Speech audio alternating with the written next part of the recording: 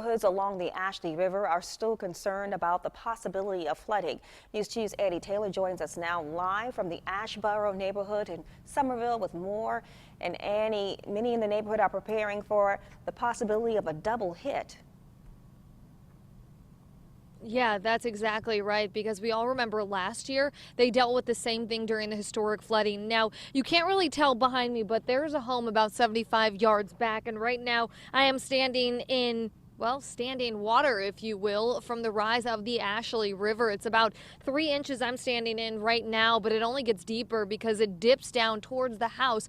This is so common in this area. You know, many residents here along the Ashboro neighborhood, they are dealing with the same exact thing. And like you mentioned, it's a double hit, Octavia, not just with Hurricane Matthew and the strong winds, but last year during the historic flooding, they knew it was coming because it was raining so hard. But this year, they didn't really know until Matthew came and went because now the water's starting to rise. A lot of them are preparing with sandbags. We spoke to one woman who said that, she said it's inevitable.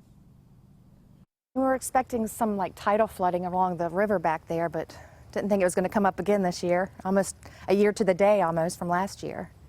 We just finished recovering from last year. And that's like so many people here. They're just now recovering.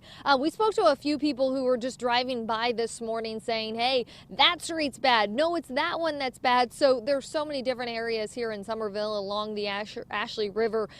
Just to my left, there are 3 streets over there that people can't even get to. They've completely shut them down because the water's even deeper than what I'm standing in right now. We are live in Somerville this morning. I'm Annie Taylor for News 2.